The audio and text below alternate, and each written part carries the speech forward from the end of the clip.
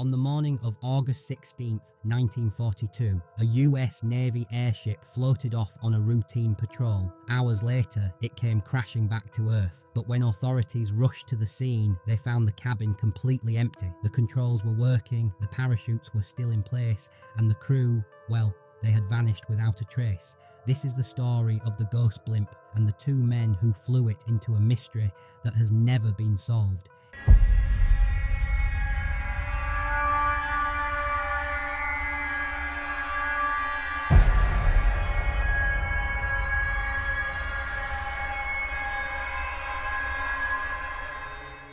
In the anxious months after the attack on Pearl Harbor, the west coast of the United States lived in a state of quiet, simmering fear.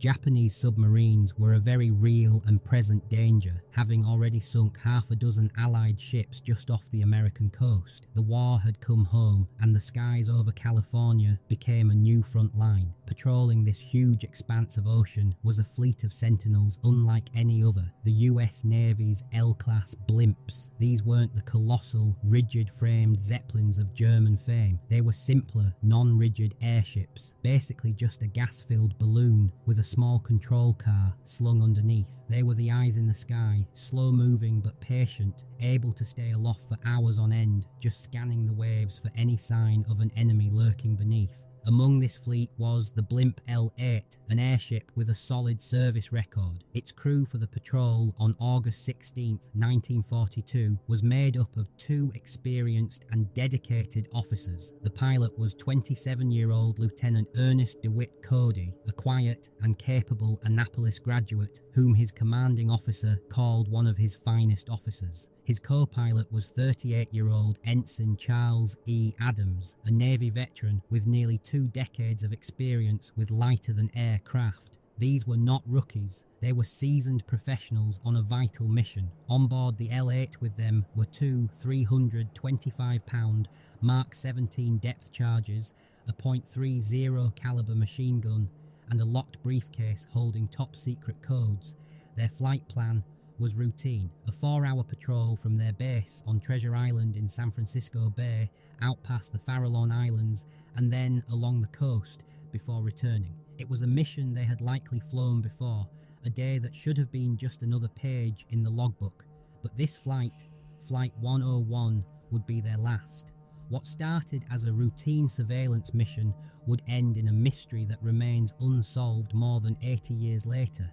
The day began under an overcast sky with a heavy morning dew that made the airship weigh more than usual. Lieutenant Cody was concerned enough about the extra weight that he made a last-minute call. Machinist's mate, James Riley Hill, who was supposed to be the third man on the flight, was told to stay behind. It was a small, practical decision, but one that would accidentally save Hill's life and place him on the edge of one of the war's most baffling mysteries. At 6:03 a.m, the L-8 lifted off from Treasure Island and climbed into the grey morning, heading southwest toward the Farallon Islands.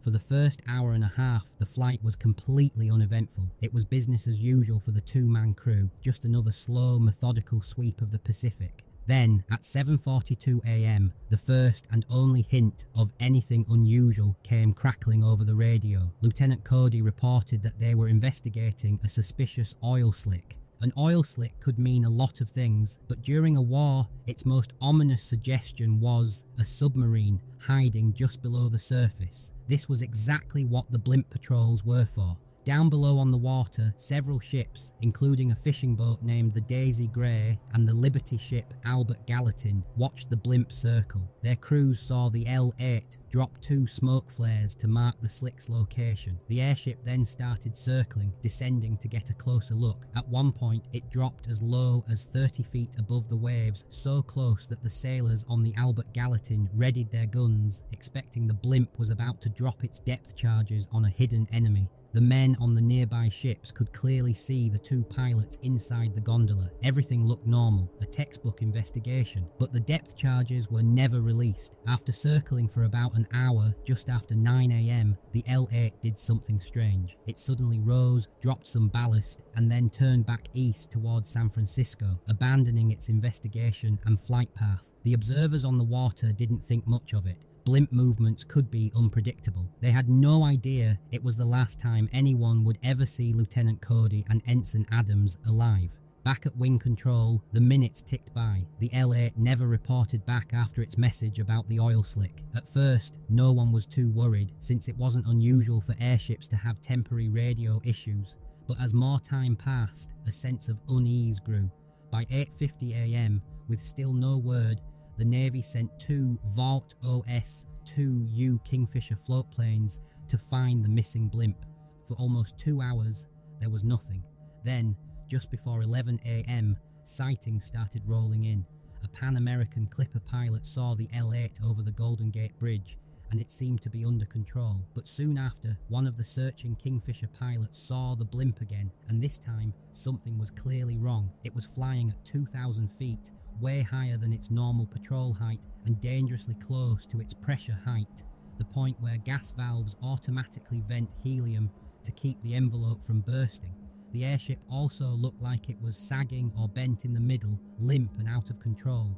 The blimp started descending fast. At 11:15 AM, it reappeared, off the coast of Ocean Beach. Bathers watched in confusion as the huge, silent airship drifted low over the water, its engines quiet. It touched down briefly on the sand, where two fishermen tried to grab its mooring lines and hold it down. As they did, they looked inside the control car and made a shocking discovery. It was empty. The blimp was too powerful for them to hold and tore free. It rose again, dragging inland, where the gondola hit a cliff. The impact dislodged one of the 325-pound depth charges, which fell and buried itself on a golf course without exploding. Lightened by the lost weight, the blimp shot up one last time before finally coming to rest, deflating and collapsing onto Bellevue Avenue in the quiet suburb of Daly City, its tail draped over a car. Police, firefighters, and a crowd of bewildered residents rushed to the scene, expecting to find fire and rescue an injured crew, but what they found was much, much stranger. The L8 hadn't burned. The crash had been so gentle that anyone inside should have walked away, but when they looked into the dangling control car, they were met with an eerie sight. The gondola was pristine, but completely empty. The mystery deepened with every detail. The gondola door was latched open, something a crew wouldn't normally do in flight. Inside, everything was in its proper place. The radio was in perfect working order, but no distress call had ever been made. The engine switches were on. All three parachutes were neatly stowed, untouched. The inflatable life raft was still in its spot. On the instrument panel, one of the pilot's caps rested, undisturbed, and behind the pilot's seat sat the locked briefcase with the classified code books, documents the crew was under strict orders to throw overboard in an emergency to keep them from the enemy. Whatever happened, it wasn't a planned emergency. It was as if the two men had just vanished into thin air. The official Navy Board of Investigation met just 2 days later, tasked with solving this impossible puzzle. They interviewed dozens of witnesses, from the sailors on the ships to the beachgoers who watched it drift ashore. They went over every inch of the recovered airship. Their final report only made the mystery official. The board concluded that the L8 wasn't shot down, there was no fire, it showed no signs of hitting the water, and there was no evidence of any misconduct by the crew. The airship was, for all intents and purposes, perfectly fine. The only things missing were Lieutenant Cody, Ensign Adams, and their Mae West life jackets, which they were required to wear when flying over water. An extensive search and rescue operation scoured the ocean by air and sea for days, but it was hopeless. In the busy waters off San Francisco, an area full of fishing boats and military ships, not a single person saw anyone fall from the blimp. No bodies were ever found, no wreckage, no floating debris, not one trace of the two missing men. On August 18th, the search was called off. A year later, Lieutenant Ernest DeWitt Cody and Ensign Charles E. Adams were officially declared dead, their fate listed as unknown. Faced with a complete lack of evidence, the Navy had to put together the most plausible story it could, a theory based on guessing and ruling things out. The official explanation all comes down to that moment over the ocean, when the L8 dropped to just 30 feet to investigate the oil slick. The theory goes that a small, unexpected accident happened. Maybe one of the men, Cody or Adams, needed to get a better look at something outside. To do that, he would have had to open the gondola door, and in that moment, something went wrong. He might have slipped on a wet surface or lost his balance as the airship shifted and fell from the control car into the cold Pacific. What happened next, the theory suggests, was a desperate, instinctive rescue attempt. The other pilot, seeing his crewmate in the water, would have tried to help immediately. Without thinking to grab the radio and send a distress call, he might have tried to move the low-flying blimp closer or get ready to throw a line or the life raft. In the panic of the moment, he too slipped and fell from the open doorway, plunging into the sea after his partner. This chain of events, a tragic double accident happening in just seconds, would explain some of the key parts of the puzzle. The sudden loss of the weight of two men, about 400 pounds, would have caused the unmanned blimp to shoot upward, which explains why it was later seen at an unusually high altitude. It also explains why no distress call was made. It would have been over before the second pilot even had a chance to think about the radio. But while this is the theory the Navy settled on, it's full of some big, troubling holes. The most obvious problem is the lack of witnesses. Dozens of people on the Daisy Grey and the Albert Gallatin were watching the L8 intently through binoculars the entire time it was circling the oil slick, yet not one person reported seeing anyone fall from the airship. How could two men fall from such a low altitude without anyone noticing? Also, both Cody and Adams were wearing their standard issue Mae West life preservers. While a fall from 30 feet could definitely be traumatic, these flotation devices were designed to keep an unconscious person afloat indefinitely. So why were their bodies never found in those heavily trafficked waters? And finally, the theory requires you to believe that the second pilot, a veteran with years of experience, would forget his most basic training to radio for help before trying a risky move. The official story explains the physics of the blimp, but it doesn't quite explain the people, leaving the door wide open for decades of speculation. When official answers don't quite cut it, human nature loves to fill in the gaps with theories that range from plausible to pretty out there. The mystery of the L8 ghost blimp was the perfect fuel for that kind of speculation. The most immediate theory was enemy action. Had the L8, while checking out the oil slick, gotten too close to a Japanese submarine? Some guess the crew was captured by submariners who boarded the blimp or forced it down. Another version of this theory suggested something even more wild, that Cody and Adams were secretly spies for Japan and had planned to meet a sub to defect, but there is absolutely zero evidence for any of this. The L8's gondola had no signs of a struggle, no bullet holes, nothing to suggest an attack, and the idea that these two decorated, happily married veterans would defect, leaving behind the top secret code books, is just beyond belief. Another dark theory pointed to a crime of passion, murder. Could one pilot have killed the other in a rage, dumped the body, and then somehow escaped himself? While dramatic, this theory has even less evidence than the enemy capture idea. Both men were known to be happily married, and there was no known conflict between them. Without a body, a weapon, or a motive, the murder theory is pure guesswork. What if there wasn't a crew of two, but three? A few witnesses claimed to have seen three figures inside the gondola. This led to the stowaway theory. A hidden third person overpowered the two pilots, got rid of them, and then parachuted to safety before the blimp drifted inland. The Navy, however, officially dismissed this. They argued the small control car had no place for a stowaway to hide, and again, the pristine condition of the gondola pointed away from any kind of violent struggle. More grounded theories tried to find an answer in the environment. Could a freak, rogue wave have washed over the low-flying blimp, sweeping the men out of the open door?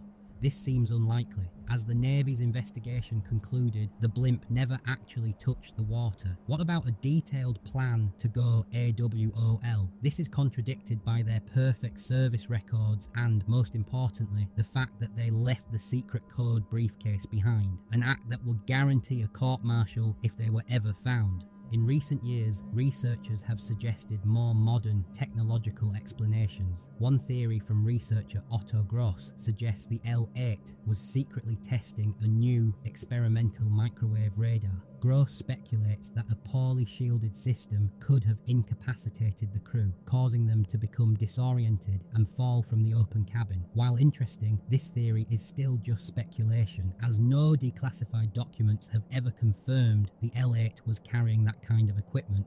And, as with any truly baffling disappearance, there's always the alien abduction theory. For some, the idea that the men were simply plucked out of their airship by an extraterrestrial force is the only explanation that fits the bizarre lack of evidence. While a staple of pop culture, this theory, of course, has no evidence to support it. So what do you think happened to Lieutenant Cody and Ensign Adams? Was it a tragic, one-in-a-million accident, just as the Navy concluded? Or is the truth something far stranger, a secret lost to the fog of war and the depths of the Pacific? Let us know your theory in the comments below. And if you enjoy diving into history's greatest unsolved mysteries, make sure to subscribe and hit that notification bell so you don't miss our next investigation. In the end, all we're left with are the unsettling facts. An airship, fully functional, took off on a routine mission and came back without its crew. The investigation found no malfunction, no enemy action, and no struggle. A massive search found no bodies, no wreckage, and no answers. For their service, Airship Patrol Squadron 32 lost only 2 men during all of World War II, the 2 men who vanished from Flight 101. The L8 itself was repaired and put back into service. Its ghostly reputation followed it as it flew patrol missions. After the war, it was sold back to Goodyear and flew as a commercial blimp named America until 1982. Today, its restored gondola sits on display at the National Naval Aviation Museum in Pensacola, Florida, a silent monument to its own mystery. It wasn't until 1993, more than half a century after they disappeared, that a memorial plaque was finally dedicated to the 2 lost airmen. It reads, "In memory of Lieutenant Ernest DeWitt Cody and Ensign Charles Ellis Adams, who served with honour and disappeared under unknown circumstances aboard the L8 on August 16, 1942. Their names were finally carved in stone, but their story remains written in the wind. More than 80 years later, we are no closer to knowing what really happened in the skies off the California coast. The ghost blimp returned home, but its crew is still missing, their fate one of the most enduring and haunting unsolved mysteries of the Second World War.